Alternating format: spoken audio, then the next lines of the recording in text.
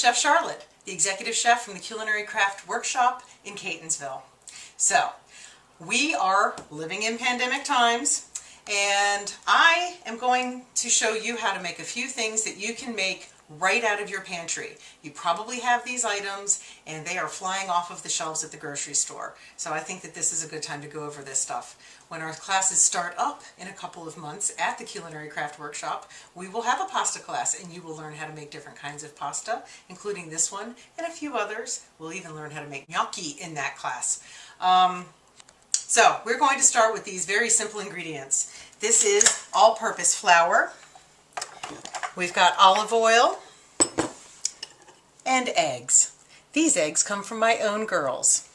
So we're going to start off with just a nice little amount. Don't roll away, little ones. Thank you to my videographer and daughter for catching the eggs. So we're going to use about a cup of flour. We'll use a little bit more later, so we're just going to keep it handy. We're going to make a little well. You can do this right on your countertop or you can do it in a bowl. I just feel like the first couple of times you do it, you should do it in a bowl. So that's what I'm going to show you. So you've got your flour, you've made a little well in it. Crack your eggs. I compost those, so I'm not going to throw them away. Do a little rinse. You need just a touch of olive oil. About a teaspoon or so for this. That's good. Poke at those eggs, mix them up a little bit, and then start incorporating the other flour. It is okay to make a mess because we're going to start working on the board in a moment. When I say board in this case, I mean countertop. I just say board all the time for countertop. Once you get to a point where it is not likely to just roll off of your board, that is when you can dump it onto the table. Okay, so this is no longer spilly. So what I like to do is kind of hold the wet bit back and then dump the dry out and the rest of the wet. Try to get as much as possible out of this bowl. What's left in here, what goes down the drain with the dishwater, is not food. So we want to use as much as we can out of this bowl. Once this is more of a dough, I'm going to take some of the dough and get the rest of this egg out. So if you start getting into this right away with your fingers, you are going to have what I call gloves of dough. So we want to get this as together as possible, not so sticky. You can use a bench scraper for this, which I usually do, but frankly this is working just fine. Why dirty another tool, right? I don't know about you, but dishes are piling up around here. It's so easy when you're home all day to just keep popping into the kitchen. Okay, now I'm going to take some of this dough and get the rest of this egg and flour out of here. Clean up the bowl a little bit. Okay. Take it off of my fork. Don't need it there. I'm going to have a little bit of flour right here on the board. When you get your hands into it, let me grab a towel here. You want to have your hands relatively dry and then put flour on them so that they don't, it's a little protective flour to keep you from having everything stuck to you. That's basically what it is. So having this here, obviously you've cleaned your countertop, right? Yes. So we're going to just knead this together. I'm really pushing it together. See, I'm pushing it down, and I want to get all these little bits together. If you can't incorporate them later because then they will just continue to be bits. You need to get them incorporated now. The stuff that's stuck to your hands, get it off. Really smash this stuff in. And if you need more flour, you can grab it from the nice fresh pile over here. But we're going to get this all incorporated in first. If you put too much flour into it, then it gets really, really difficult to knead. And you're not going to be able to roll it out either. It is so difficult to add moisture to your dough. It is so much easier to add the flour to it. So this is coming together, but look, that's still pretty lumpy, right? That is not smooth. Think of a baby's bottom. You want this nice and smooth. So I am just going to keep kneading it like this. You've got to put your weight into it. And we're just going to do this for a couple of minutes. And then we'll come back soon. Hi!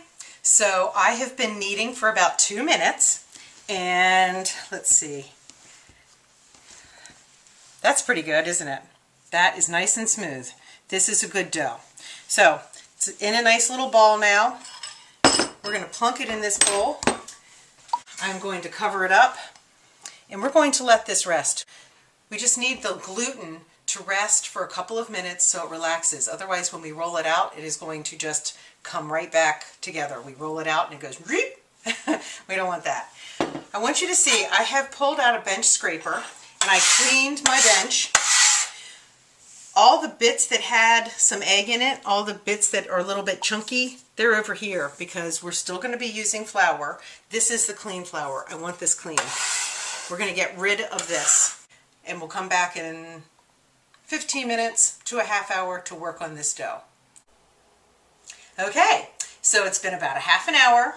We're going to take, this is just a reusable little silicone lid, take our lid off, pull out our nice beautiful dough. I don't tend to work with a whole dough at a time, so I'm going to cut this, actually, that was loud. I'm going to cut this in half, and put this back, and cover it up. If it forms a crust, that crust will not go away, and then you can't shape it. So, we're going to take our nice, fresh, clean flour. Actually, it's not super fresh, it's from, a half hour ago. This is called dusting your board. And get a little flour on the rolling pin. Of course, you can always use equipment that makes pasta nice and flat. I have a roller, but I'm not trying to get you all to start chopping any more than you already are. So, roll this out nice and flat.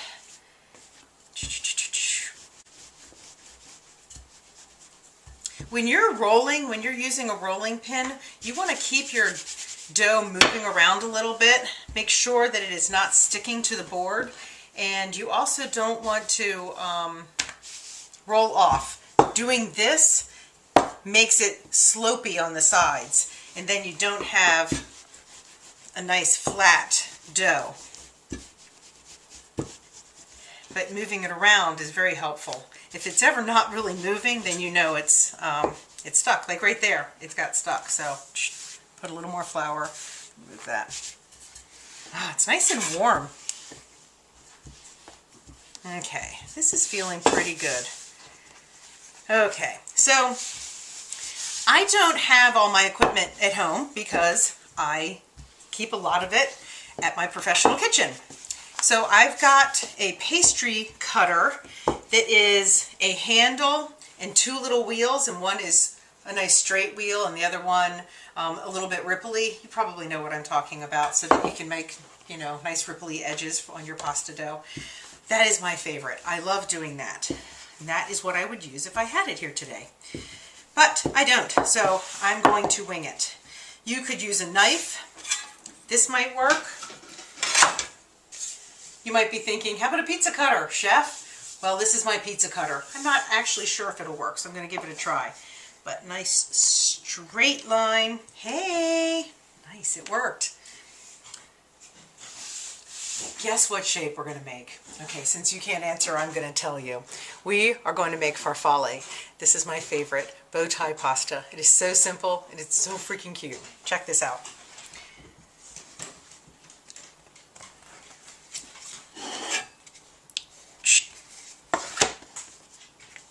You're going to have strips that are about 1 inch, maybe a little bit bigger, but 1 inch is good.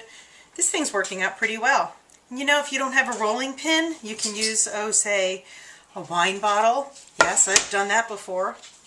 I've made dough and gone to friends' houses to make pasta with them. They don't have a rolling pin, and we pull out the wine bottle. It works great. The bench scraper is also going to work well. I'm just going to do that, actually, a little bit cleaner cut. They can be somewhere between a square and a rectangle, but kind of a square-ish rectangle.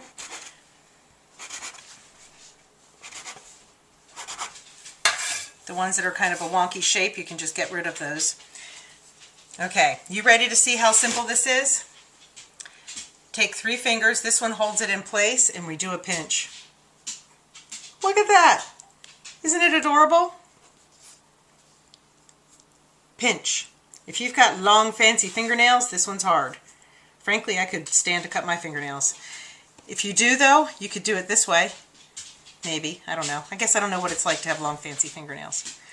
But all these little guys, and then you lay them out to dry. If you are doing this to store them, dry your pasta until it is completely dry, and then you can package it. This, I'm going to just make my pasta shapes once it's all done. Put it in boiling water. I bring my water to a boil with some salt in it. You might have noticed I didn't put salt in this. I put salt in my water. And then drop it down from a boil. Nothing wants to be beaten up like that. So bring it up to a boil and then drop it a little bit lower. And then you cook your pasta. And basically once it starts to float, it is done. I tend to give it another 30 seconds or so after it floats, just because that's how I like it. But it'll take like a minute to cook or less. It's probably more like 40 seconds. But now you've got bowtie pasta. Tell me those aren't adorable.